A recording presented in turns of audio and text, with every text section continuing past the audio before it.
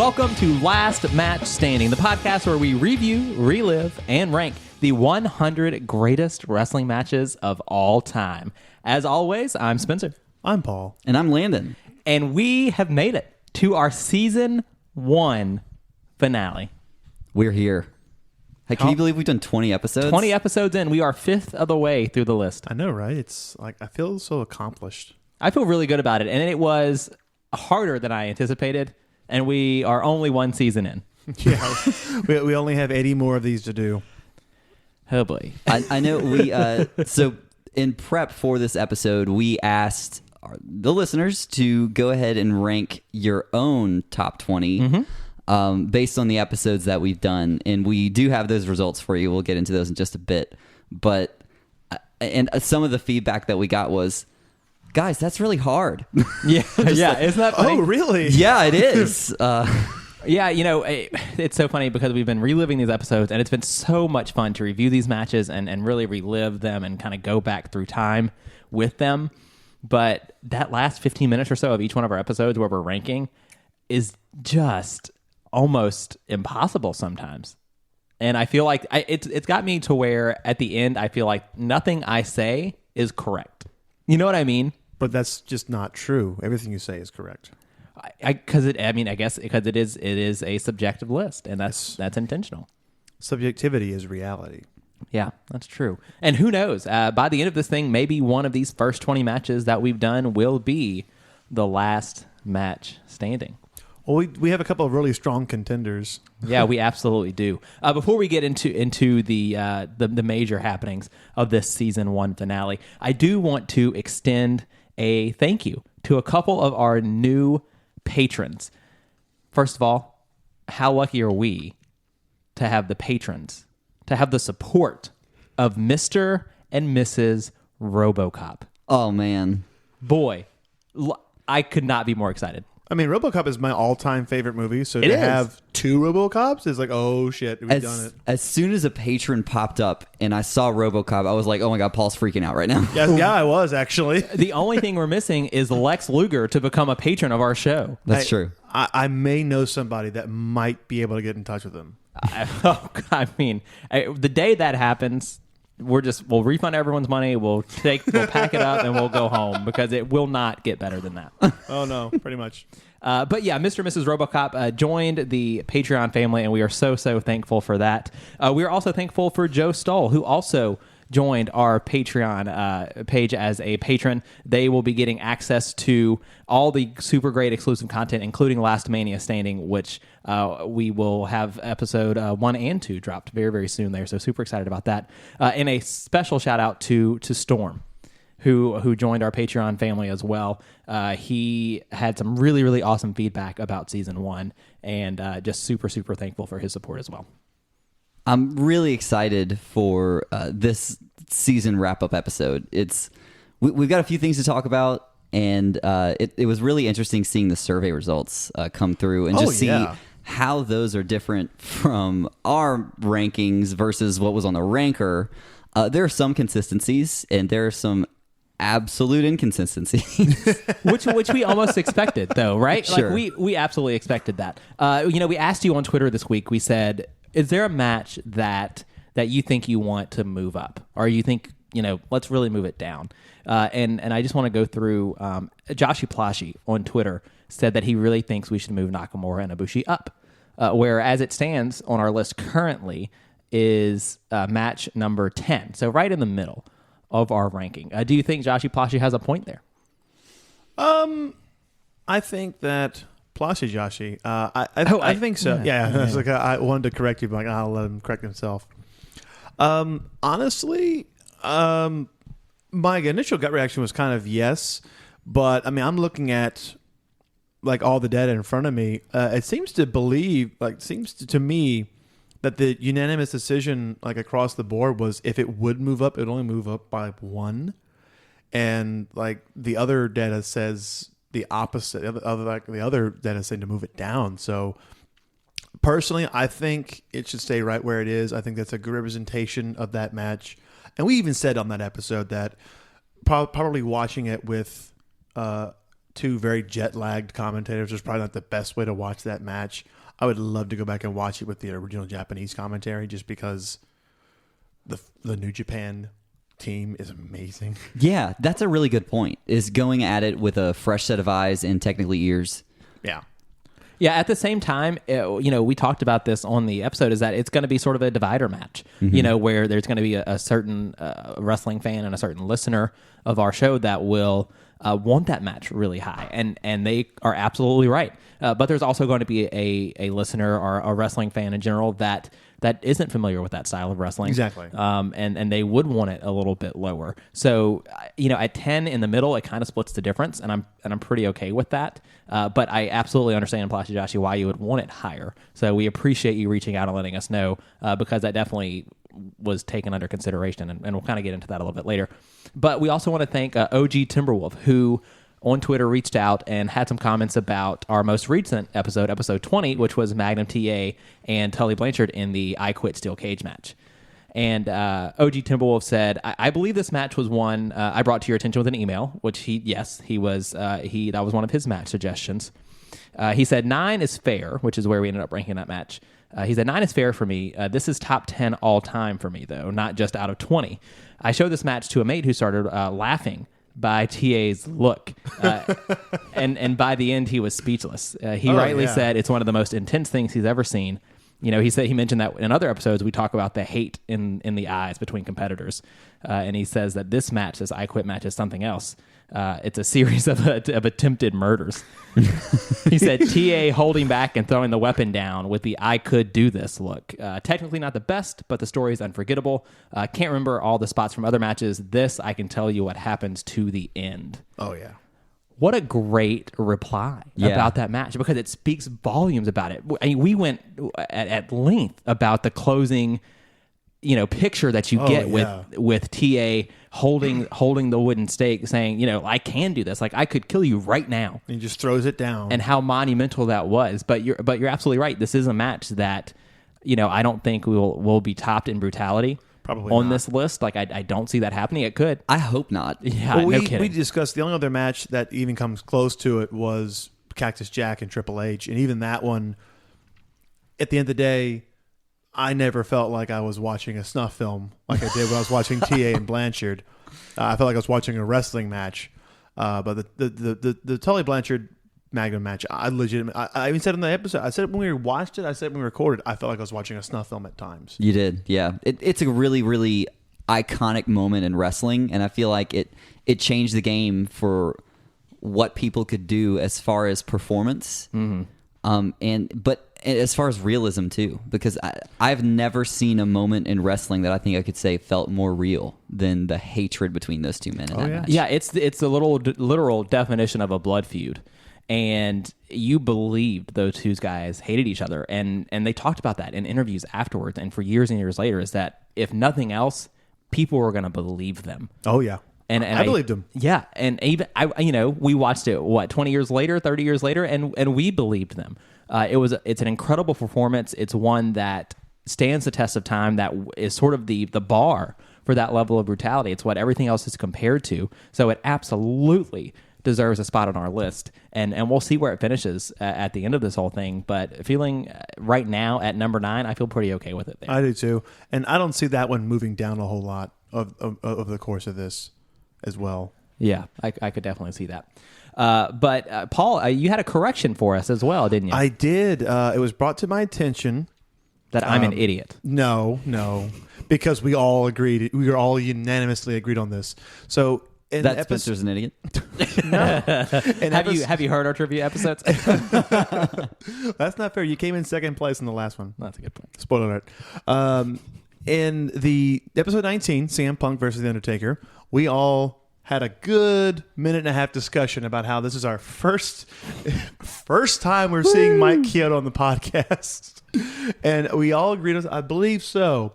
And we even said, like, hey, if we're wrong, reach out to us. And we did get reached out to us. Friend of the show, Genevieve Rubber Show, actually brought it to my attention on Twitter that Mike Chioda refereed the Shane McMahon versus Kurt Angle match Also, he appears at the tail end of the Stone Cold and Bret Hart match. I mean, this guy's everywhere. I guess we should have known.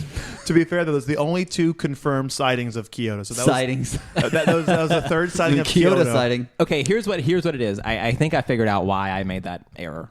I think it's because the WrestleMania 29 match is post Beer Belly Kyoto. That's a good point. And so I think I must have just not recognized him prior to. And for that, I do apologize. Well, he does look completely different in 2001 versus 2013. That was a long, 12 years there. Super appreciative to Jen for reaching out to us and letting us know about that correction. That one's on me. My bad. It was on both of us because we both agree with you. So, guys, after 20 episodes of reliving, reviewing, and ranking these matches, what are some of your favorite moments along the way? Oh, man.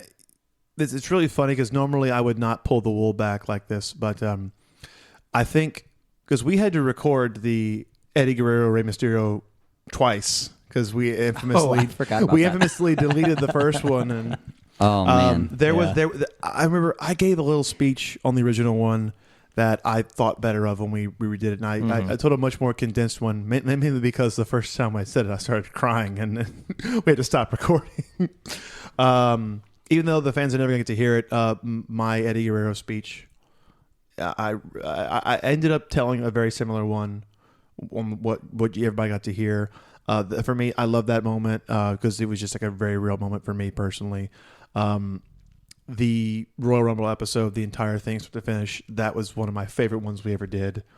The Kurt Angle Undertaker, the cart. I loved talking about Undertaker coming out at Royal Rumble 2006 in the buggy. I loved it. Oh my God. I actually went back and listened to it yesterday, and I break the minute I mention him coming out. I cannot form a sentence, and then I just start crying with laughter. He's on a cart. I want to touch on your Eddie Guerrero point, though, because that was a moment that you got emotional in. Very emotional. The other emotional moment that I sort of think about in this first season is Landon talking about Lita. Oh, man. Because that was definitely an emotional moment because there's a very strong connection there. That's obviously one of Landon's favorites of all time. And the thing that surprises me the most, I guess, is that I think I am probably the more likely person of the three of us to actually shed a tear or two. And, there hasn't been a moment with a tear in my eye just yet. Oh, yeah. Well, I'm sure it will come. One more time to touch on the Eddie moment. Today's actually the anniversary. Yeah, how about that? Yeah, this is not the day this is released. We won't be, but we're actually recording on the anniversary. That's another reason why I wanted to mention that, just Good point. because. God damn it, we love you, Eddie. We really miss you. Landon, what you got? Some favorite moments? There's a lot. Yeah, we did a lot of fun stuff. There's a lot of fun stuff over the last 20 episodes, and then more with the last Mania standing. Yeah. And those were some of my favorite moments. Those are The Mania riot. has a lot of fun. The Mania is a lot of fun. And then, but honestly, those firsts, like the first email we got from Tim. Yeah. Yep. That was awesome. The first patron we got. I don't know if we mentioned this on the air, but when we launched our Patreon, within 5 minutes we got our first one, and we were like, oh, and then we got like two more, like that first hour. We were like just blown away by that, and we just. And who would have thought that just a week or two later we'd have Mr. and Mrs. RoboCop? Listen, it's proof. Live your dreams. Yes, They can come true. RoboCop will give you money. That's the pretty dream. awesome. That's the dream. But Landon, you're right. The first, it was just so cool, right? Like how lucky are we that we're able to sit around here every week and break down the greatest wrestling matches of all time. So when I think about my favorite moments, I remember we started an episode talking about what we would name a wrestling dating app. Oh my gosh, I can't remember what episode it's for, but I listened to it the other day, and I'm like, oh, I forgot about this. And I realized that it's probably not like our classiest moment we've ever had. No. But damn, that was pretty funny. Do you remember any of them? I know Last Match Standing was good. Oh, last match standing. I mean, it's perfect. It is. It's perfect. Like, leave it at that. Oh God, I remember you. Um, I don't remember. I have to listen to it and write them down. Yeah, if you've listened to that episode recently and you have a favorite, let us know, because it was a good time. It was a good time for sure. I think you said Ring General was one of them. There was. I wouldn't download that. Well, they had one where it was like high spots. You wouldn't download so Ring. it was like you made a High spots. spots. Yeah. High spots was one, Yeah. and then I think you called it like G-string spots or something like that. I don't remember. That's what. Oh, yeah. It was. Oh, yeah. Something along the lines of like. There were some good ones in there. Mine were terrible. Y'all had some really good ones. Something else that has been so just, fascinating for me, and I can't be more grateful for it, is we've gotten kind of our word out there. We've gotten a shout out in a couple different places, but my personal favorite, Paul, of course, is we got a mention on Going in Raw. Yes, we did that podcast, and they're just reading about the show, and we're super grateful for getting that connection with them, and they're kind of reading what we do, and thanks to Podcast Hitman, I think was the one that I believe so. yeah. that got us that direction, which we super appreciated. More on him in just a second. What I thought was really cool about that is they didn't just like mention the show. They actually had like a dialogue about it for a couple of minutes. I'm like, thank you. Like, Yeah, the idea behind it. They absolutely did, and they finished it off by saying, if you want to go listen to Spencer, Landon, and Rick. I was very salty about that. No, I but loved it. at the same the time, best. at the I same loved it. time, though, I It was was the very grateful to get plugged on Oh, like, no, a no, much no, no, bigger no. show. I think Podcast Hitman told them your name was Rick. Knowing that villain, he probably did. He has been such a really fun part of this first season. Oh, hasn't yeah. he? The podcast villain. He's been, his goal has been to bump down our number one match, which has been Triple H, Shawn Michaels. So that's been kind of fun having that interaction with him. We've all had interactions with him like away from like the show. Really nice guy. Yeah. Let me ask you guys this, and this might be the biggest, most important question of season one. What has been your favorite Rick impersonation? I'm sorry, Paul impersonation. My bad. That was on purpose. Oh, but okay. How can you beat Vince McMahon? It's the best. I mean, it's like still my Twitter profile. But we did get some really awesome moments. I mean, what would we do without Quadruple H? Quadruple H. God. Our tier. Yeah, well, let me tell you, speaking on the Vince McMahon thing, like, you think you've heard some Vince McMahon on Last Match Standing, and it has been very good, but you haven't heard anything until you hear Vince McMahon announcing WrestleMania on God. Last Mania Standing. That's peak Paul. My as Vince favorite McMahon. one to do was the Royal Rumble one, mainly because I screamed so loud in the microphone. Landon to take his headset off, and I'm just going for accuracy.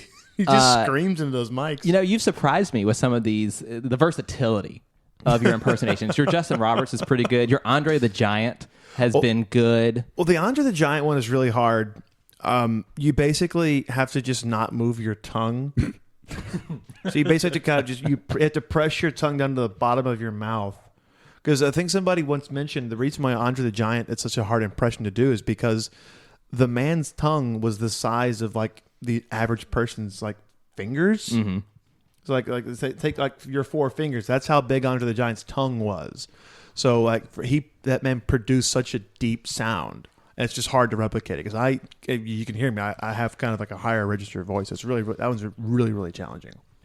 All sorts of fun moments so far this season. Like, have really enjoyed it. A lot of favorite moments. And actually, next week, and we'll tell you a little bit more about this later, but next week, next week Thanksgiving. After that, the week after that, we're going to have a really fun, like, sort of season one highlights episode for you. So get ready for that. That's going to be a whole lot of fun.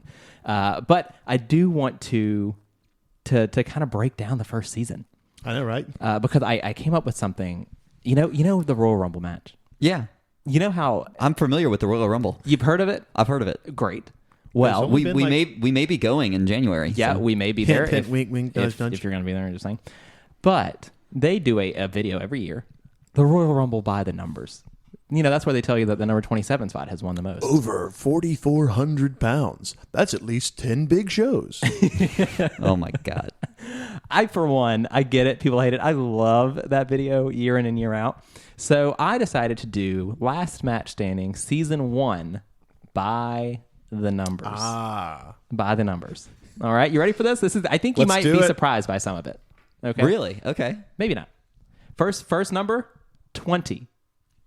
That's the number of matches from Season 1. Okay.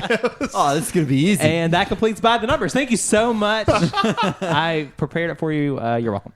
No, we dropped. was it? No, that wasn't it. We dropped our first episode June 2nd. Okay. Yeah, and the release date for this episode is going to be November 19th, I believe. So 6 months, just about. Pretty Yeah, cool of real crazy. time. But of our 20 matches, 14 of them were singles matches. Okay. 14 were singles matches. Okay, 14 out of 20. 14 out of 20. Which makes sense. Honestly, I didn't expect to see like so many triple threat matches. I mean, we have two. Well, we have 2 triple threat matches. We have another 4-way. Like, I guess I just always thought one-on-one matches had more room for storytelling, Yeah. whereas triple threat matches sometimes you could get distracted with other things It's true. going on. Yeah, so I guess so- I'm surprised that only 14. Yeah, isn't that interesting? And it's because we do have a lot of multi-man matches. 2 triple threats, 1 tag team match, 1 triple threat tag team match. If you the TLC, we had that 4-way from TNA, and then of course the Royal Rumble match, which was is a 30-man match. yeah, not 2 people. So so a lot there. So 20 matches, 14 singles. There you go. Pretty interesting stuff there. 15 of these matches were title matches. Ooh. 15 of the first 20 were title matches. I am actually surprised by that because, I'm looking at the list right now and I'm like, oh, yeah. But what I find interesting is some of our highest rated matches are not for titles. You're absolutely right. You're absolutely right. But it does speak to how, if 15 out of 20 of them are, it speaks to how that increases the value Oh, yeah, of a match. exactly. How it makes it a little more important sometimes. And listen, some of these matches that we've gone through, we forget, like TA and Tully Blanchard, we forget there's a title on the line. it's for the US because title. It's so, it's so vicious. But it was a title match. So 15 out of 20 of them. 10 of our matches, 10 of them were gimmick matches of some kind. Wow. Does that surprise you? A little bit. Yeah. We got submission matches. We've got 2 out of 3 falls. We've got 2 street fights. Street fights. Unsanctioned. Wow. 2 out of, a Rumble, an I Quit cage match. That's 2 gimmicks, though. So does that count as... No, I counted that as 1. Okay. But- That's fair. TLC, it's a gimmick. Yeah. So that's super interesting, right? I think that number will probably not go up a ton. Like I don't think season 2 is going to have half gimmick matches. I just don't see that happening. I don't think it'll have half, but there's bound to be at least 1 or 2 in there. But it does speak to how it adds an element sometimes. That's true. One of the things that wrestling does so well, and one of the reasons we love it, is the storytelling aspect. And I feel like gimmick matches are there so that they can continue telling a story in one way or another. We'll take TLC for example. The Dudleys are known for the tables, Hardys known for the ladders, Edge and Christian known for the chairs. And so they're able to take these elements of these long-term storytelling the things that they've been doing for their entire careers and bring them together Exactly. to tell a larger overall story. I Quit match. Magnum TA and Tully Blanchard have this blood feud going on. And the only way they could resolve that feud was by making the other person give up with the words I quit. So it adds this deeper element. So I guess the more you think about it, maybe it's not such a surprise because this is an element that pro wrestling uses to tell great stories. Oh, absolutely. If done right, a gimmick can just elevate the storytelling. Like Triple H and Cactus Jack. If that was a singles match, it would have been great. But the fact that it's a street fight and they tell this amazing story with this just absolutely knockdown, drag out, brutal fight, it elevates it because these men want to kill each other. That's how much they hate each other. And it's yes, it's for the WWE title, but that's not the point of the match. The point of the match is Cactus Jack wants to cripple Triple H. So it's like it goes from just being a wrestling match to being a fight for survival, and that just brings up the drama and the storytelling elements. And I mean, and then you have like evening gown matches, which I mean, just tell all the story you need. You know, like They tell a story that Vince Russo was a pervert. Well, I mean, you guys couldn't put it better about the gimmicks. I think you're absolutely spot on, which is why it makes sense so far. But, we've talked about the types of matches. Let's talk about where they were. Yeah. Of our 20 matches, we visited 3 countries thus far. Oh, that's a good point. What 3 countries? Japan. Yes. Canada. Yes. Which was in Canada? The Do you remember? NXT Takeover Toronto. Oh, that's right, Toronto. The LI Revival. Yeah. And absolutely. then of course America. The United States. Yeah. So 3. Man, I thought we weren't going to get that one. I was just Mexico, Brazil. So we visited 3 countries UK. so far on our list. We'll focus now on the United States. We visited 10 states, New York being the most, with 4 matches taking place so far in New York, which makes sense, Madison Square Garden, things like that. 14 cities, 3 of which have made 2 appearances: Chicago, New York, and Nashville. huh. Yeah. Yeah, you're right, because Nashville was the X Division 4-way. And wait, no, I was going to say Magnum TA and Tully Blanchard. That wasn't in Nashville. Do you remember, Landon? I don't. Not off the top of my head. Was it the Royal Rumble? It was not. No. It was not. I'm pretty Rumble was in confident. the Knickerbocker Arena. If I remember correctly, I think it's Wrestle War. I think that was Nashville. Oh, maybe so. I believe you're correct. Yeah. Yeah. So there you go. We visited 18 different arenas. 2 of them we visited twice. Madison Square Garden twice. And I already told you the cities, so it's from one of those cities. Nashville Fairgrounds. We did not visit the Nashville Fairgrounds. The Nashville Arena. No. Which makes it Chicago, but what's the arena? Oh, the Rosemount Horizon. Nice. Now called the Allstate Arena. Oh, that's Yeah. right. Yeah, but that's what It's it is. the same Yeah. building, it's just different time. One time we visited it as Rosemont. One time we visited it as the Allstate. So that's interesting there. We've been on 2 continents, of course, North America and Asia. So there's the places. What about the times? This is really interesting to me. Our earliest match was 1989 Wrestle War, right? And we had several matches in the 90s, 92 through 98, but our season 1 extends from 1989 to 2017. Yeah. I mean, 85 actually now. Yeah, 85 now. So Well, now. Sorry. right. So we've hit the 80s, 90s, 2000s, and 2010 so far. So 4 decades, and this is really interesting. We've had a match from every month of the year, except July. Interesting. Yeah, got- there's shit wrestling in July. What can we say? We got to find a Great American Bash match, damn it. Can you guess that there's been 2 months that we've hit 3 times already? Can you guess which 2 months it would be? March. It's not March or April. We've done 3 WrestleMania. It's not March or It's April. not March or April. Oh, because Mania is not always in the same month. Yeah, January is a January is one of them. Mm-hmm. January and August. August. Yep, January and August. So far, Those are really good wrestling months. yeah, they Yeah. are. They're really good wrestling months. But listen, we've done the places, we've done the match types, we've done the era. Let's talk about the wrestlers, because this list doesn't happen without them, right? Oh, yeah. How many wrestlers are on this list so far through the first 20 matches? Would you guess? Oh, shit. At least 30, obviously. Let's see. How many wrestlers have made repeat appearances? Ric Flair is on there. I'll tell you the repeats in just a Ric second. Flair's on there twice. Undertaker's on there 3 times. Okay, you are spoiling my numbers. Bret Hart's. I'm just going to guess twice. 35.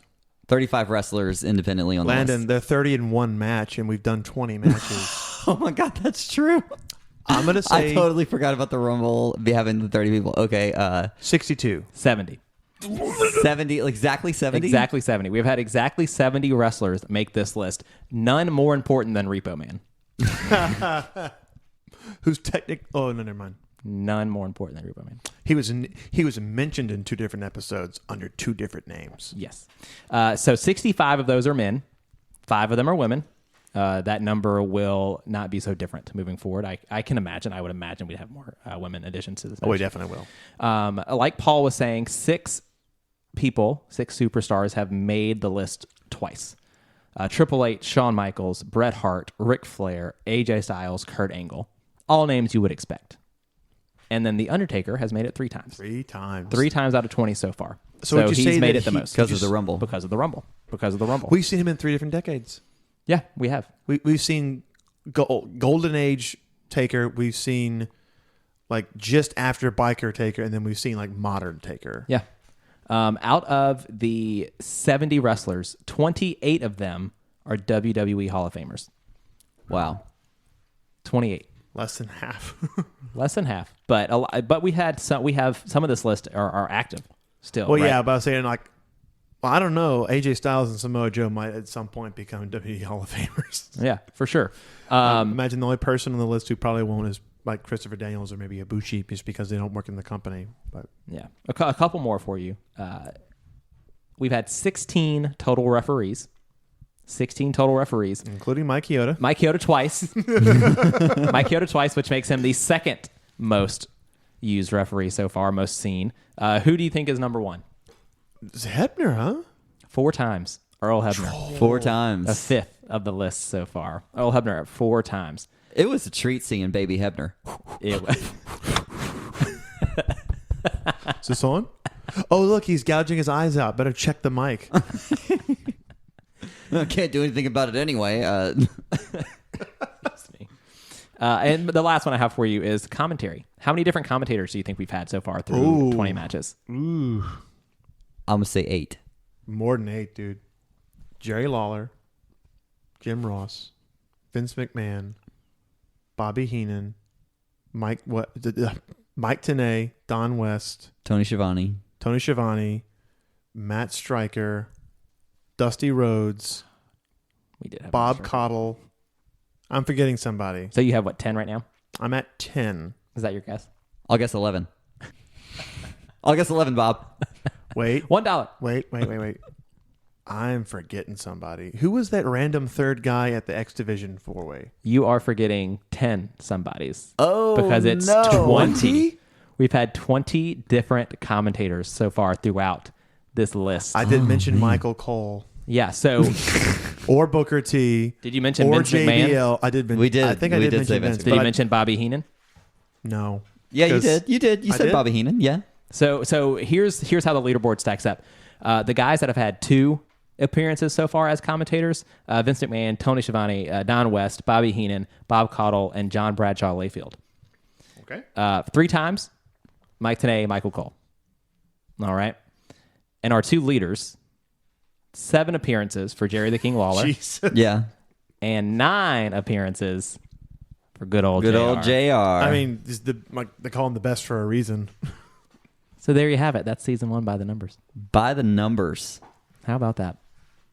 A little deep dive into our deep dives. I would be interesting. It'd be interesting to know how many times Paul has said "fuck me" on the podcast. A lot, at least once per episode. At least once per episode. Dustin, I need you desperately A super cut. as part of the season 1 highlights for A just supercut of "fuck me." That would be really funny. I want to hear that. oh no. Or we'll play a supercut of Paul's "fuck me" to the tune of "Lover" by Taylor Swift. Oh well, that's all I ever wanted. That's all I ever wanted. How many times have I shouted "God damn it" in trivia? Oh, that's good. That's really good. 2 or 3 per episode. Yeah. Or how many? I know we said almost every episode featured a power bomb.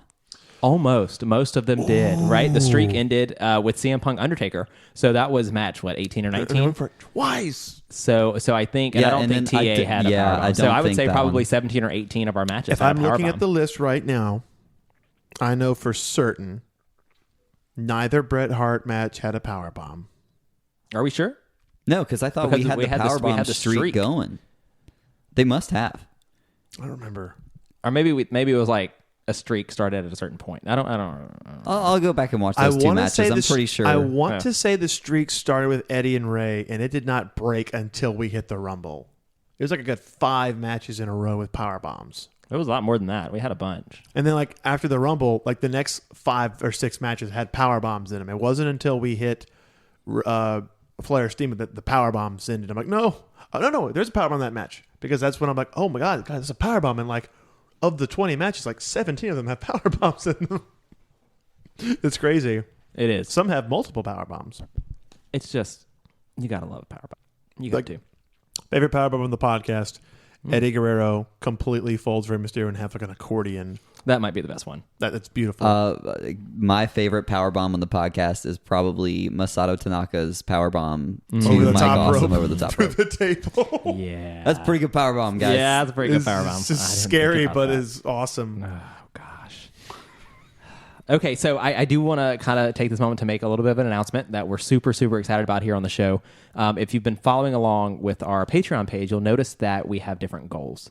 And we hit our first goal.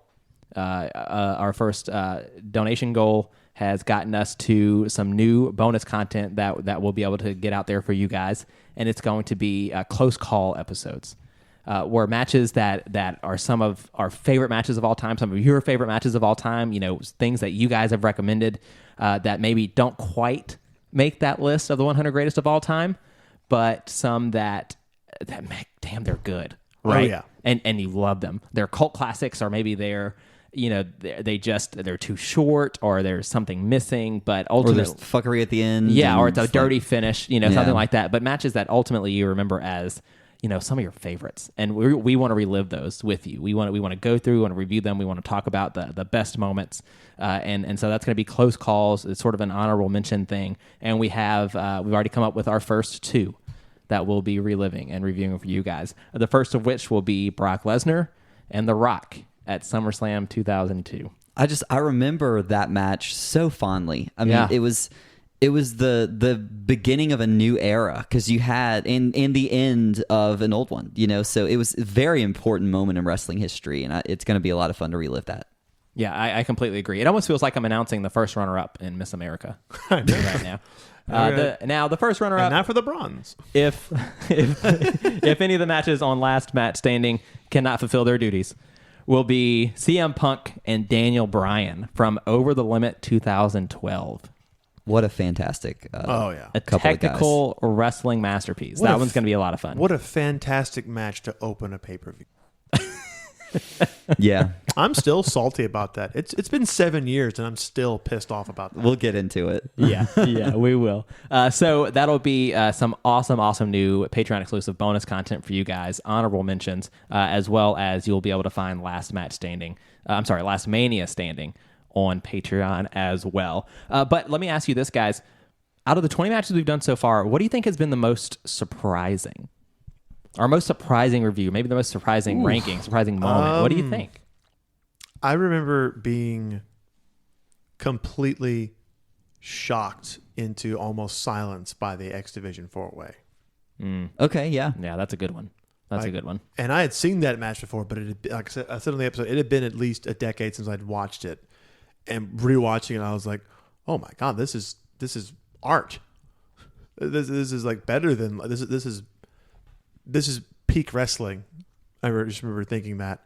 After watching it a second / a third time, I was like, "Okay, it's amazing, but it's missing a little something," and I think that's why it ended up where it did on the ranking. But I mean, our ranking versus say like the ranker or even the survey, they're all in the similar area. So I'm not surprised that they're all in within 2 or 3 of each other. Yeah, when I think about surprising things that we've looked at so far, Awesome Tanaka, I'd never seen that match, so But watching you're never that, gonna forget, right? I won't forget. Just Mike Awesome, as big as he is, to be the type of athlete that he is really, really cool and really fun. And him and Tanaka have just some of the best chemistry. I think on this list so far. It was really, really cool and interesting and unexpected for me. I'm going to quote OSW review on this one. It's really easy to go out and have a match like that when you have no regard for your opponent. Wow, that's a good point. Which is actually not true. They actually were very good friends and got on very well. It's just like in storyline, these are two men that just hated each other and would stoop to any low. Right. Hence, doing a running powerbomb over the top rope through a table onto the concrete floor. I was very surprised at how much I absolutely loved Magnum TA versus Tully Blanchard. It was a match that I had stumbled upon before, just going through the Starcades. But whenever you're approaching it from the standpoint of what's the greatest wrestling match of all time and how are you going to rank it against the other ones, I was surprised at how fondly I thought of that entire story and what that match did for wrestling. It's a shocking match to watch. Oh yeah. But honestly, I think I'm surprised at our number one match, Triple H versus Shawn Michaels. Starting this, I didn't necessarily think that anything would go over Bret Hart versus Steve Austin. Oh, none of us did. Well, we said that on the very first episode, right? When we ranked it, because it was the only match we had so far, I was like, oh, this is number one. But you said it changed my mind because it's nothing's going to top it, in your mind. But it was only a couple weeks later where we put Triple H Yeah, Shawn like Michaels above episode it. 5. Yeah, because of the genius storytelling that takes place. It's not perfect, right? There's No, but it's pretty damn there's that close. moment in time where they just want you to forget about that whole NWO thing. But the match itself from start to finish is a storytelling masterpiece, and there hasn't been very many moments in wrestling history that could top that. Well, I think what's interesting to talk about that match is when Shawn came back to the company, and there was kind of that lull period from 2003 to around 05 or 06. There was you hear a lot of stories about people when talking to producers, they were just told, "Oh, well, just go watch this match from SummerSlam." They didn't really understand why. I'm like, it's not about the match itself. It's just about the story they're telling. There's a brief period in that mid 2000 eras where I guess people just weren't being taught how to tell stories like that. They were just kind of going out and just trying to just pop the crowd. Well, it's the intricacies of what they're doing. Yeah, everything is done for a very specific purpose. Exactly. There's how that match is laid out, the pacing of it, the selling of it, and just everything means something. The same thing for Ric Flair versus Ricky Steamboat. Oh yeah, that match is paced out to a almost excruciating level. You know what's interesting to me about those two specific matches, right? If you remember when we reviewed Ric Flair and Ricky Steamboat, Terry Funk attacks Flair afterwards. Oh yeah, and I said, you know what? I have to take that out of my mind if I'm going to rank this match because I hate it. Because I think it's ridiculous. Oh, I loved it. And it was, for me, it was just here's this big feud that's the most important thing in wrestling. these guys have been feuding for 6 months and they've traded the world title. Now here's Terry Funk, who damn near breaks Ric Flair's neck on a table. Yeah, it just felt super unnecessary for me. Yeah.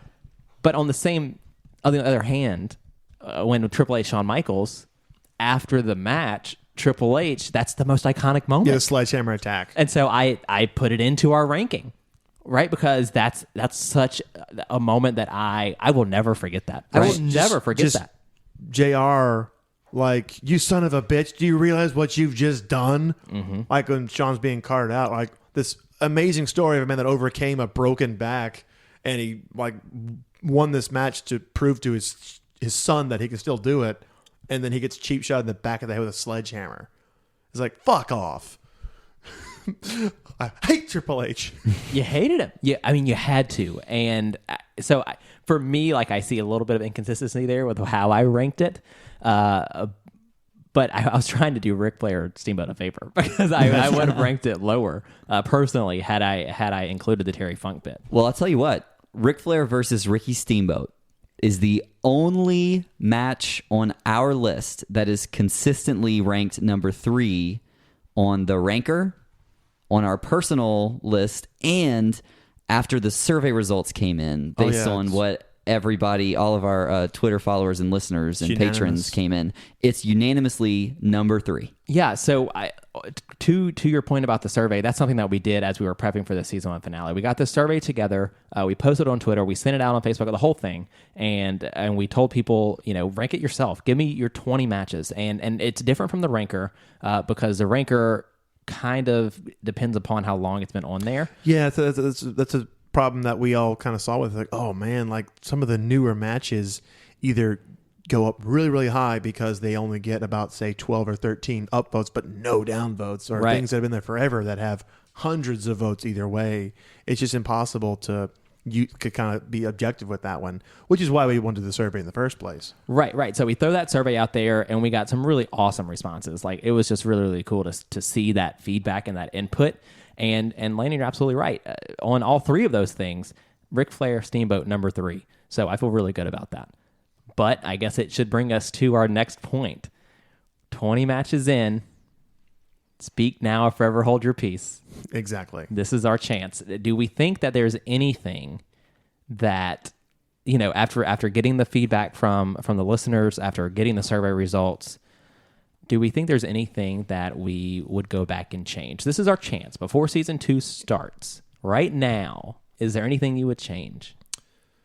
The one thing that I would personally change, and we had a long talk about this earlier today, we all have come to pretty much an agreement that between how we feel and obviously how our fans feel based on our survey responses and on the ranker, that Eddie Guerrero and Rey Mysterio, we just misranked that one. So I don't want to say misranked, right? Because I do think that we obviously felt that way for a reason, and we've continued to feel that way because we've continued to put things over it. But we have gotten plenty of listener feedback about it. Got a lot. We got a lot, and Eddie Guerrero and Rey Mysterio is a great match. It's outstanding. It's probably the best wrestling match on this list right now. It's the most fun I've had watching a match of the podcast. Was that one? But why did we rank it lower? Why is it in the bottom half of the top 20 right now? I guess because we all kind of at the time thought, oh, this is clearly not the best they can do. They've had better matches in the future. There is that predetermined thing where in my head I can think of 2 or 3 other Eddie versus Rey matches that I know we're going to talk about. This match was short.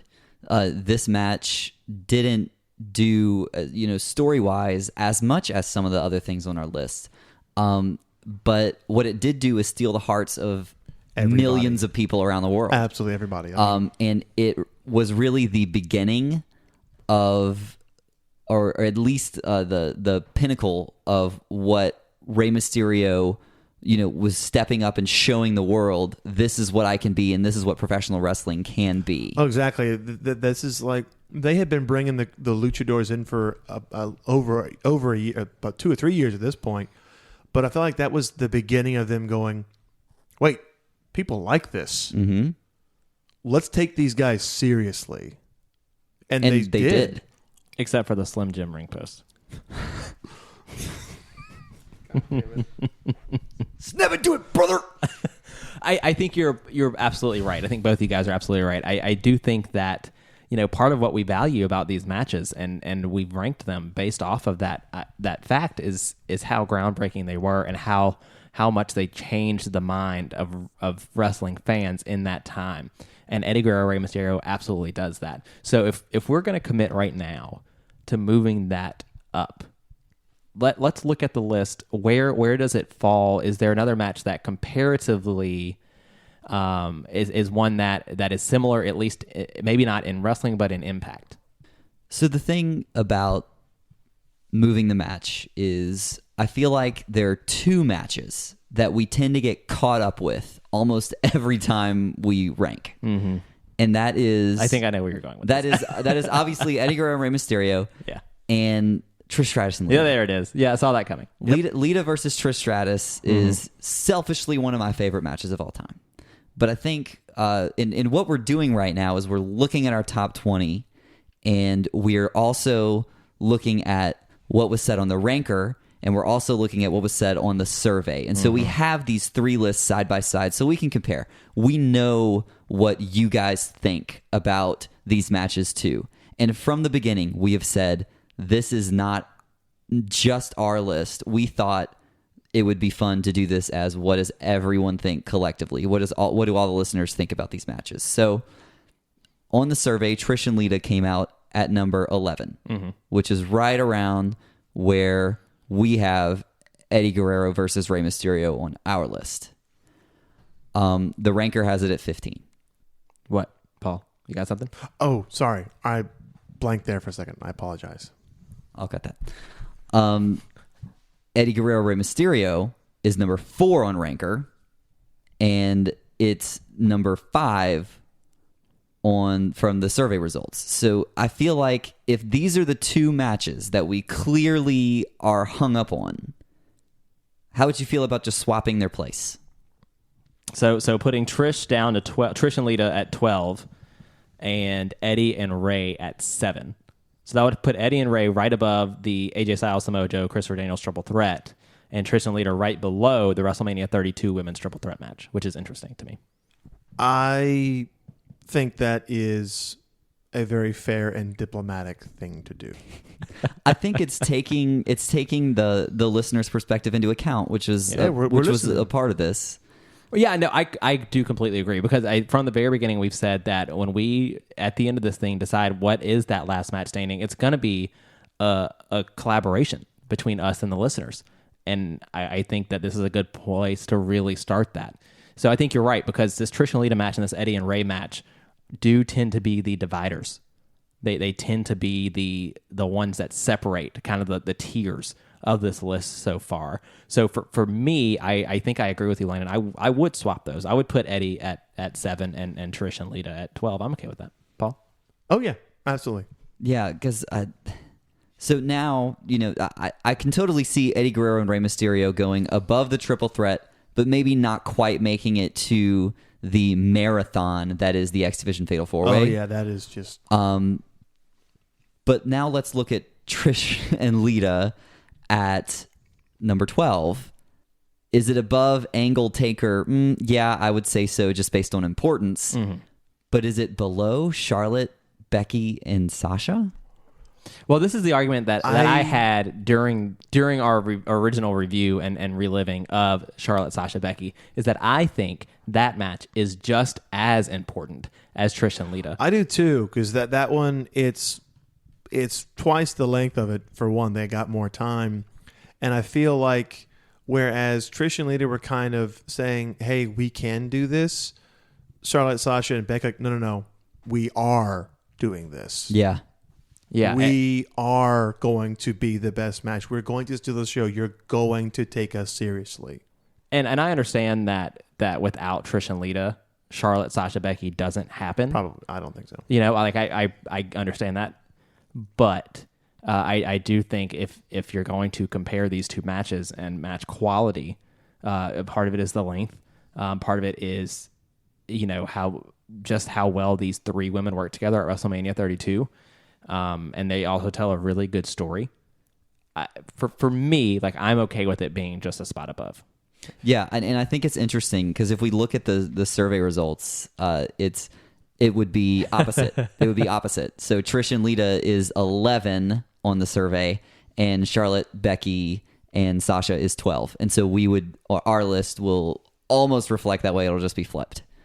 So I'm comfortable with it because it's so close. Mm-hmm. I am too. And I agree that, if nothing else, the quality of the match is better. Yeah. It's far superior. Okay, so it's official. So right now, number 7 on our list is Eddie Guerrero, Rey Mysterio. Number 12 on our list is Trish Stratus and Lita.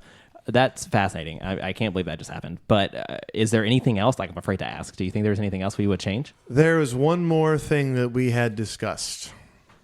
And it's something that I know we've been dreading discussing for a while now.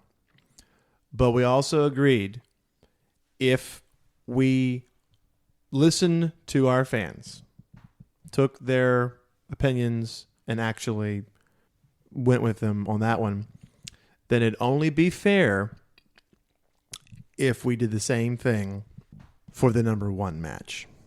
Number 1, as you recall, is Triple H and Shawn Michaels. And here's what I have to tell you, Paul. You can pry that number 1 ranking out of my cold, dead hands.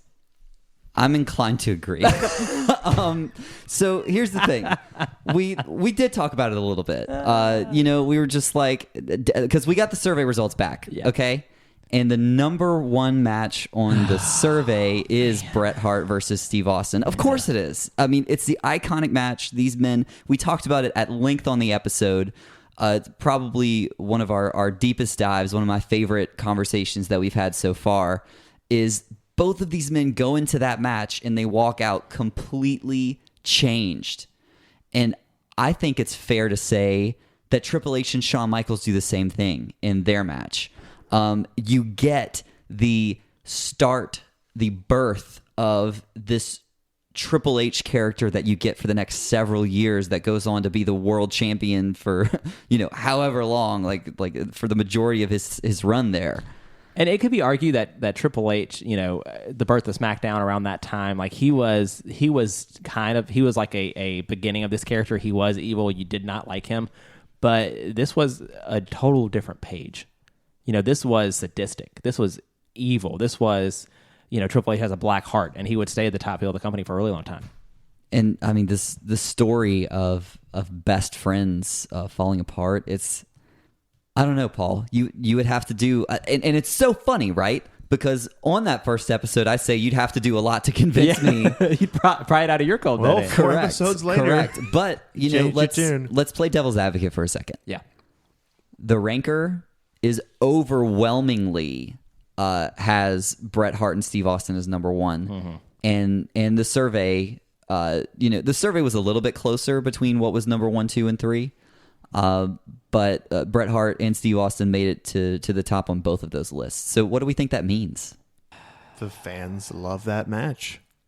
Yeah, I get it. The listeners do love Hart and Austin, and I understand it. It's a great match. It's one of the best of all time. It's probably going to end up being in the top 5 by this time this is all said and done. It could be number 1. It could be that last match standing. Who knows?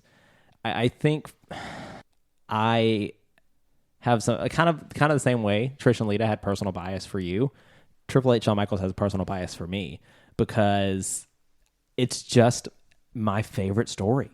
I just love it, and I but why do I love it? Do I love it because it's the best story ever told in a wrestling ring? It should be the number 1 match on our list, or do I love it because I attach myself to those characters because that's the ones that taught me how to love professional wrestling? That's fair. I think there's something to be said about that. But if we were listening to the listeners and switching Eddie and Ray with Trish and Lita, I would feel a little wrong not listening to them and switching Bret Hart and Steve Austin to 1. But I am more than happy to keep Triple H, Shawn Michaels at 1. It's totally up to you. Well, I mean, my main thing is, and whether or not it is to be trusted, on the ranker, Triple H and Shawn Michaels is number 18. Now, we know that's probably not the most trustworthy of rankings, but on the We're looking survey, at you, villain. Yeah, I mean that's the thing about Ranker, and even if Podcast Hitman didn't, really go out there and vote down Triple H, Shawn Michaels over and over and over again Every day for the last 6 months.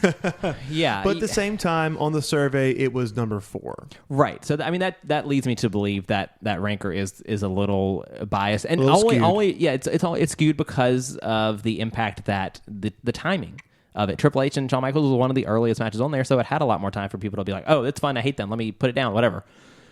The survey tells me that people really do like Triple H, Shawn Michaels, just maybe not the most. Exactly. That's all I'm saying. Yeah, and I totally get it. I totally get it. I personally am very torn with this decision. Landon, how are you feeling at this moment? More torn than you. I doubt it. Well, I say that. You were probably right, because I am totally content to sit here and keep Triple H, Shawn Michaels at 1. I would be so comfortable with that. But at the end of the day, this was a podcast where we wanted to be interactive and wanted everyone's input. And, honestly, this is the season 1 finale, and this is the first time that we're actually opening this list back up. We're not going to do this again until the season 2 finale.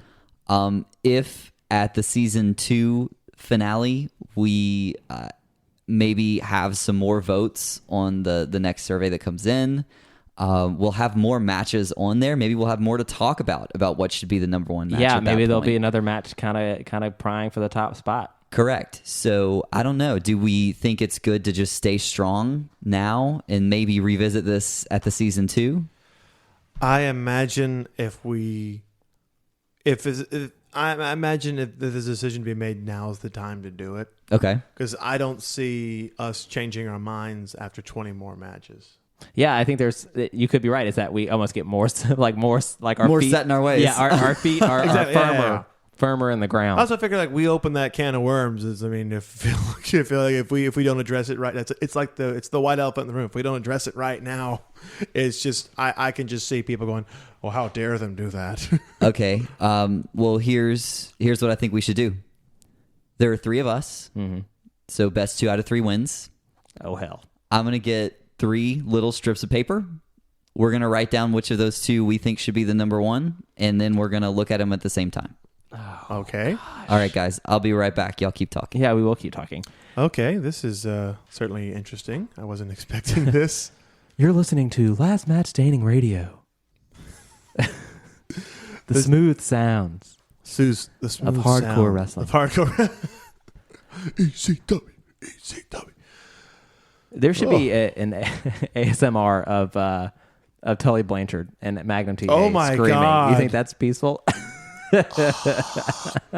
I will say one of my favorite moments of season 1 has been you guys' the intro to the show is relatively the same every week, but you and Landon changed it up, and Paul, your impersonations have been wonderful. I started doing it after we got the Going in Raw. Yeah, started because doing you it. introduced yourself as Rick. It's Rick. And for me, my favorite one from Landon was him yelling as if he was Magnum TA or Tully Blanchard. I thought it was fantastic. We're going, hey, are you okay there, pal? Yeah, it was really good. And what's your look? Do that in the microphone, Landon. So a little AMSR. Oh, did I? Yeah. Oh my God. Ooh, that's much better. Thank you so much. I don't know about You're you guys, welcome. but I don't know about you guys, but I'm very aroused by that. Excuse you.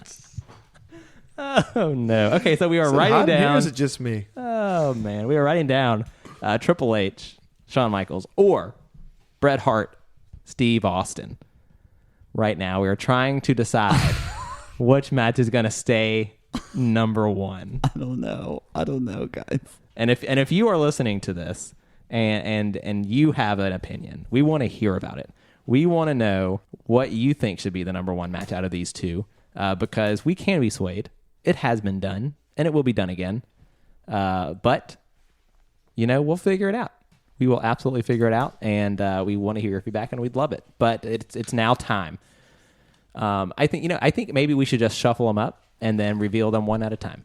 Yeah, that's a good idea. Yeah, That's a good idea. How's that? You just go ahead. Oh, it's like Survivor style. Like someone's about to get kicked off the island. Okay, shuffling. Okay, The pressure is on. Paul, you want to cut the deck? There's 3 Okay. pieces. All right. Here we The go. first one Yep. from the deck. Vote number 1 for the number 1 match. Oh God, this is so tense. The last match standing from season 1. First vote goes to Bret Hart versus Steve Austin. Man, that's 1 vote for Hart and Austin, 0 votes for Triple H, Shawn Michaels. All right. Second, this could clinch it This right could do here, is Triple H versus Shawn Michaels. Oh, we're tied at 1. Oh, this is so tense. Oh. Okay. Oh my God, here we go. The final vote and the last match standing of season 1 is Triple H versus fantastic. HBK. We're keeping strong with Triple H versus Shawn Michaels, at least for now. Keep listening. You never know what's going to be in season 2. I cannot believe that just happened. I really God. was fully expecting Oh, that Steve was Austin. so tense. and Bret Hart to take it over. And listen, if you disagree with us, it's totally okay. Like, we want to hear that feedback from you. But if you do agree with us, feel free to email us and call us and text us and let us know that you do agree with us, because we're your biggest fan. We really are. The support that we've gotten is absolutely mind-blowing. Yeah, we would have been content with just sitting here talking to each other and the crickets. Yeah. But we really, really appreciate all of the interaction, and we have some really exciting things to come. We do. So we're going to, season 1, as it comes to an end, it's a few weeks out from season 2 starting. So next week will be Thanksgiving here in the States. And we're going to have a little Thanksgiving special for you. So we want to, excited. yeah, absolutely. We're super excited about that, because we're, first of all, like Landon said, we're when we're thinking about things we're most thankful for, it's you guys that are listening. Like ultimately, I mean, that's what really has us excited about this season right now. But we were going to ask you a couple of questions to see, kind of give us something to discuss on our Thanksgiving episode. And one of them is why are you thankful in wrestling? Like what makes you thankful for wrestling right now? Like what's happening? Whether it's, one of these past matches or, which match are you most thankful for, or whether it's, something that's happening right now, whether it's AEW or something happening on SmackDown, whatever it is, right? We want to know what makes you thankful for wrestling right now. Because ultimately at the end of the day, the three of us are just three guys that have a passion for professional wrestling. And we're thankful for it because it brought us together and it brought us and made us connect with you guys as well. And that's something we could not be more thankful for. We have met some really incredible people through this podcast. It's been so fun.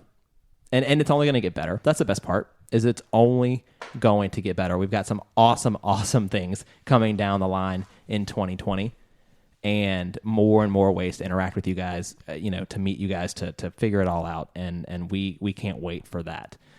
So let's hear your feedback from that. But also, what are some of your favorite Thanksgiving moments in wrestling? The debut of the Gobbledygooker. I mean, that's it, right? I mean, I love it. But there's been some really great ones. So we're going to do maybe a little a last Thanksgiving standing. Oh, the annual Thanksgiving food fight is obviously Always so my good. gosh. Yeah. God. Yeah. So send us some of your favorite Thanksgiving wrestling moments. What sometimes is forgotten about that Survivor Series show with the Gobbledygooker, the Undertaker. Yeah, who was almost the Gobbledygooker. Missed opportunity there, man. Yeah. They almost gave that to him. I'd pay to see an undead gobbledygooker. For sure. Do you know who was the Gobbledygooker? I don't. Hector Guerrero. Oh my God, Shut you're up. kidding Yeah. me. It's no coincidence that he said, no, I'm not doing this, and then went back to WCW. Wow. Unbelievable. That's fascinating. So let us know, because we are super excited to bring you a Thanksgiving themed sort of last match standing episode next week. The week after that, like we mentioned, Dustin's going to put together a season 1 highlight package for you. That's going to be a whole lot of fun. It's going to be just a bunch of Paul saying "fuck me," most likely. and maybe a couple of There it is. There it is. Oh man, I love that so much. don't touch me there. Puts that cigarette out. That's it. That's it. So season 1, that's coming down the line. So that'll be the next 2 weeks. But then we will be back December 9th with the premiere of Last Match Standing Season 2. Will Triple H and Shawn Michaels stay at number 1? Will things change? What are the next 20 matches that are going to make our list to combine to form the top 40 greatest matches of all time to this point? We can tell you what the very first match of Season 2 is going to be. So we had to kick it off right. Yeah, if you're going to do a Season 2 premiere. Season 2 premiere. I tell you what, Triple H and Shawn Michaels might be in jeopardy. Because probably the match I'd say we get requested more than anything else is Dominion 2018. Okada versus Omega for the IWGP Heavyweight title. God, I'm so excited. Yeah, that one's 2 out of 3 falls. Oh, man. It'll be our second one. And it's going to be a hell of a way to kick off Season 2. I think so. I think it's a perfect premiere. I mean, episode. you already think you're said it. right. That's the most requested match we've gotten. So enjoy your fall holiday, your Thanksgiving holiday. We first of all want to send a thank you to Dustin, who has worked tirelessly to produce the show for us, and he's been great. And it hasn't always been easy. We don't make it the easiest on him sometimes, but he has just taken it all in stride, and he's been great. Another shout out, Hope. Hope Corbin has been beautiful on this show. She hosts our trivia episode. She's our social media manager. She has been so supportive and so helpful throughout this whole process. And quite frankly, without Dustin or Hope, this doesn't happen. Absolutely. But most importantly, the only way this show does happen is with you guys listening. And it's unbelievable the amount of people who have reached out to us and let us know how much they enjoy listening and how much they enjoy interacting with us. And there's going to be more and more ways for you guys to do that moving forward. We've had a couple of pay-per-view chat alongs with on Discord through our Patreon.